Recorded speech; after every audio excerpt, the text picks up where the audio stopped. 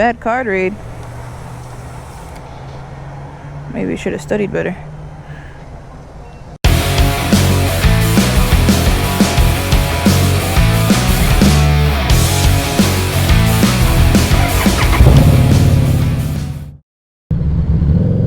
What's up, Riveter Nation? This is Halo the Riveter coming at you this fine morning. It's actually cool. I got my mesh jacket on today, and feeling the wind through that is actually kind of cool. So I should have worn my my regular armor jacket. Anyways, so today I want to be talking about essential things that you'll need before owning a motorcycle. At least if you're going to want to be as safe as possible, as safe as you can, you know, riding a motorcycle, riding on two wheels, blaring down any road or highway, 50, 60, 70 plus miles an hour. All right. So basically, whenever I bought my bike, I was wanting to drive it home or ride it home from the dealership. So ideally, you want to have all your gear. So all my gear includes number one, a helmet for sure. And there's a lot of various sizes for types of helmets and sizes actually that you're going to want to look at. So you can have your full face helmet, which if you're claustrophobic, I would definitely not recommend that kind of helmet for you. After that, you can do a modular helmet, which means it's modular. So usually your visor will flip up.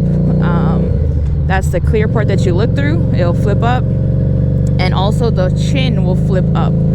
So if you're claustrophobic, it's probably a go-to option if you want a full face helmet, but you don't want to stay with your head in a box or your head in a bucket the whole ride without getting even more fearful than you probably are going to be on your bike.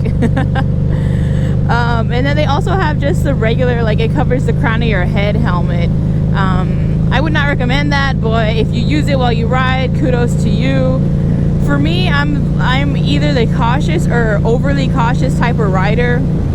I definitely dress for the slide and not the ride. And what that saying means is that the way I dress while riding a motorcycle constitutes, if I was unfortunately in any kind of accident, or I dropped the bike and I'm sliding down the pavement, I'm going to be best protected or most protected. So normally, I obviously normally live in the same place, and that's big city in Texas. So it's already hot. Today is an anomaly that, you know, it's earlier in the morning and I have my mesh jacket on and I can feel the breeze through that. It feels great and amazing. You know, that's not always the condition, and that's not the norm. Normally, it's just stale, humid, ugly air that just sits. So, goodness. So you'll have a helmet. You want to have a full covering on your arms, so a riding jacket. And normally the armored jackets or the weighted ones are going to be a little bit more heavy duty. Yeah, they're probably not going to be as comfortable as wearing a t-shirt when you're riding, but you're going to have more coverage during your ride. So like I said, dressing for the slide, not the ride. Just dressing in anticipation for anything that can happen. Anything bad can happen. You know, Murphy's Law. I think it's Murphy's Law. Anything bad that can happen will happen. So I always dress to anticipate that. So there's also different types of, you know, riding shirts or riding jackets. Like I've said earlier, right now, I have my mesh jacket on. So I own a Harley Davidson. I own two Harley Davidson riding jackets, actually. One is mesh and one is insulated. So the mesh one is a heavier material, but it does have, it's mesh. It has little holes in it. So when you ride, the air can filter through and, you know, give you a nice little breeze, which is definitely warranted if you ride in hotter climate or hot, humid climate. You know, you're gonna want something, you know, filtering through. You don't want to have all that stink building up inside of you during your whole ride. The insulated jacket is, you know, normally like a leather or a heavier material that is insulated. So there's no holes. Normally you're gonna have armor in those jackets or not. And it's, like I said, it's gonna be hot, especially if you're riding in the summer. But if you fall, you drop your bike, you get hit, and you are hitting the pavement, you're gonna like all that protection and the solidness of that jacket. Solidness, I don't even know if that's a freaking word. That solid security of your safety jacket. Third thing, hand protection. You know, if you're a woman rider, you know, you want hand protection, or you have delicate hands, you know, or not, you know, what you're gonna want is some kind of hand protection. Not just for the anticipation of a fall or accident, but also because throughout your ride, you know, you're on your brake, you're on your throttle, you're using your clutch, so I mean, to me, it's more of like protecting my hands from those things. Those of you guys who ride regular bicycles know, like, if you hold this for too long, like, you get chafing or whatever going on. You know, just to protect you from that all around. And then it'll also protect you just in case there is a mishap on your bike, you know, and hopefully you don't have those. But it's just, you know, dressing for the slide, not the ride, just dressing for the anticipation of it. Well, now when you look at your pants, I'm probably not the best, so I kind of maybe lied when I said I was always dressing for the slide. Jeans are great, but you're gonna want to get some riding pants, like Kevlar lined pants, something that is gonna protect you from road rash or you know, getting your flesh grated on the asphalt, you know. So that in and of itself is very beneficial for you if you're going to ride, because goodness gracious, there's a cop behind me. They always make me nervous.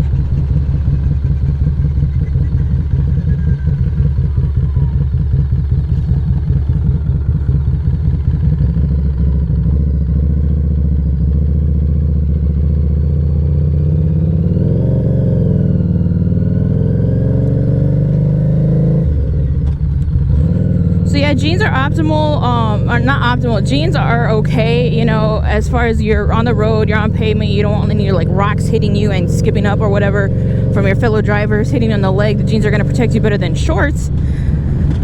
But if you fall, if you go down, those jeans are going to be grated right into that fleshy part of your leg, and you are going to have burns. I mean, it's inevitable. It's literally inevitable. Okay, and one of the other things is boots. So you're gonna want boots mainly because when you're riding, you're shifting and you're using your back brakes with your right foot. And if you have tennis shoes, I mean, depending on the type of motorcycle you have, sometimes the shifter is going to be hard and sticky, sometimes it's going to be fluid. It just depends. But at the end of the day, you have toe coverage, you have ankle coverage. You know, it's not just willy-nilly freestyling it. Tennis shoes aren't going to give you the same support as some heavy-duty boots are. Plus, I mean, if you look at literally what you're riding and what you're driving, you're literally sitting on an engine. So parts get hot, you know, they burn if they get super hot, especially if you're riding in a big city, or you're riding in a hot city. Actually, not a big city. If you're riding in a big city, you know, if you're riding in a hot city, hot, not big, a hot city, you're going to anticipate that your sun is beating down on your bike, you know. Not only is your sun beating down on your bike, but the engine itself is getting hot. So you're going to want to protect anything that's around the engine, and you're basically sitting on the engine. Literally, you're sitting, like, if you think about it, you're just sitting on the engine. So you want to protect your legs and your feet as best as you can, but it is also in anticipation for a possible accident waiting to happen, or hopefully it doesn't happen. But unfortunately, that's a very big risk that we take when we choose to ride a motorcycle on the streets with a bunch of people in cages or cars who aren't paying attention. You know, we run that risk of of getting hit by them because they're distracted driving, or anything, you know, that happens on your bike unexpectedly, you fall off and you take a spill, we run that risk, you know. And everybody, I'm sure you know that going into riding a motorcycle, but for my adrenaline junkies, I'm sure that's one of the things that brought you to it. That feel of freedom. But with freedom comes a great price. I mean, you know, you're gonna have to sacrifice somewhere, and for most of us it's our safety. You know, if you wear the proper clothing and protection, then it will keep those chances of you, whenever you possibly fall or get in an accident, it'll keep recovery time to a minimum should you have a helmet and you hit your head, versus you not having a helmet and you just have your hair and your scalp and your skull to protect you. You know, extra layers of protection is always optimal, especially if, you know, for us riders. And, you know, for the most part, you want to do your research. I got really lucky. I started riding my bike on the cheap. You know, I was, as soon as I knew that I wanted to ride, and once I had ridden and, you know, watched other videos about what people wear while they're oh, there's a little raccoon. I started looking for jackets because, I mean, as in every other industry, things that are essential or that you're going to possibly need, they're going to be expensive because they're warranted and there's a huge need for them and there's a huge demand for it. So it's going to be expensive, you know. So whenever I was looking at jackets, I mean, in 200, you're looking at a good helmet is going to run you anywhere from 150 to thousands of dollars for a good helmet. And then you tack on a riding jacket, which can run you anywhere from, you know, $100, $200 to $500, $600, $700, $800, another $1,000. You got gloves, run you anywhere from $50. They have all the gloves, the bigger gloves, you know, for $200, $300. So you're looking at, when you first start riding your bike, you're gonna you might have a steep little pile of debt, or at least cash leaving, you know. And so what I did whenever I wanted to start riding my bike is I went on Groupon, and I mean, I bought my helmets new. So that's what I recommend. Never buy a used helmet, because there's, you know, you never know if somebody's dropped it. And, you know, once there's impact on the helmet, it's null and void. You need to go buy another one because it has impact against it. It's compromised, you know. So I bought my helmet brand new online, and I have a modular helmet. I'm not claustrophobic, but I did know that I wanted full facial coverage, but I wanted to be able to have that assurity that if anything happened, I could just flip it up or just, you know, breathe some fresh air.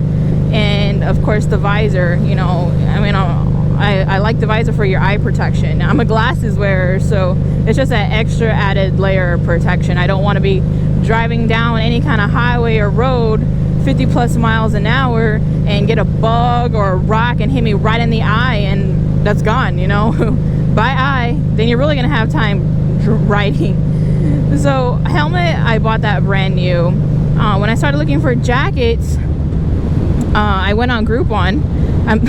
Why do I keep saying Groupon? I did not go on Groupon. I went on OfferUp, you know. And I mean, to everybody, you have to use your discretion when people are selling things online. You know, I made sure that, oh, there's a dead deer.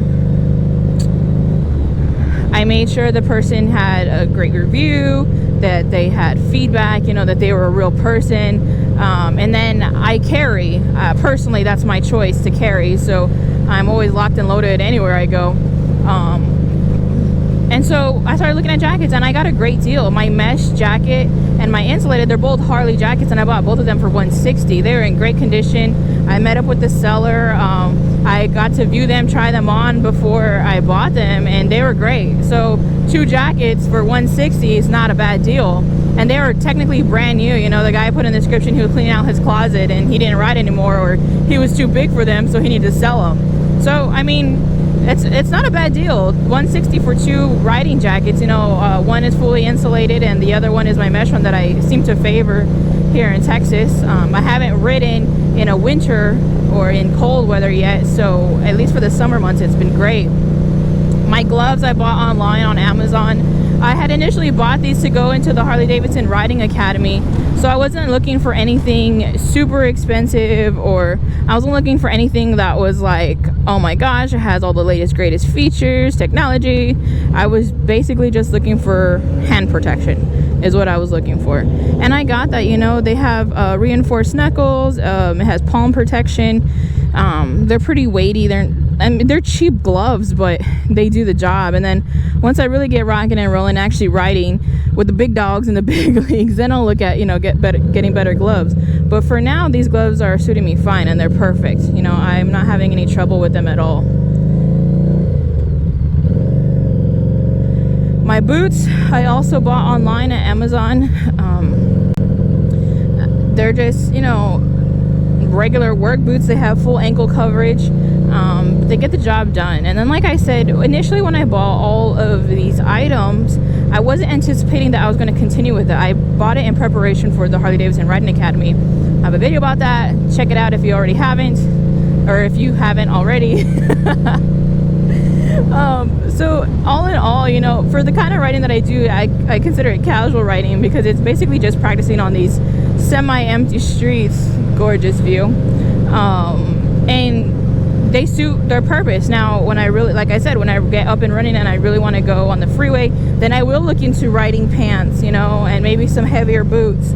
But for now, I'm fine with that. So in conclusion, in preparation for buying a motorcycle, if you're planning to drive it home from the dealership, which, I mean, we should want to do that, that's the goal. And or at least go on a test ride with it, you know.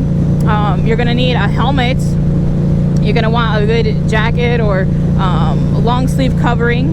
You're gonna want some good gloves, some boots, optimal riding pants, but jeans will suffice for now. All right, it wasn't a tremendously exciting topic to talk about, but I mean, at least for me, when I started riding, I looked at a lot of content on YouTube. There's not a lot of stuff geared towards women riders, so I figured maybe I can try to attempt to fill that void and help you guys, you know. So I'm here, and I'm not just here for the women, you know, any kind of new rider. Like I say, I'm learning how to ride solo. I don't have friends or anything who ride, so I've just kind of taken my motorcycle riding in increments, and as I get better, I get more and more excited about continuing it. So I would like to inspire other people to do that too, because it's just a sense of freedom that nothing else can give you, or at least nothing else that I have tried can give you. Like I said, you know, I have a vehicle. I have a Ford F-150, and that's amazing to ride. You know, I love driving my truck, but riding a motorcycle is completely different. It's just, you know, like I say, I wake up early on the weekends. I find roads that aren't really inhabited by the population, and I just go for it. And it's good. You know, I've had a lot of luck doing that as far as my progression and learning. And I hope, you know, I'm gonna watch these videos later on. If nobody else does, I know I'll be watching them a year, 2 years from now, and just wanting to see the change and the growth. That's basically what I wanted to do, is document that. So I hope you guys have a good rest of the day, have a good week. I'll be coming back at you with some more content, so like if you like this information, subscribe if you want more, and for now, stay safe and rubber side down.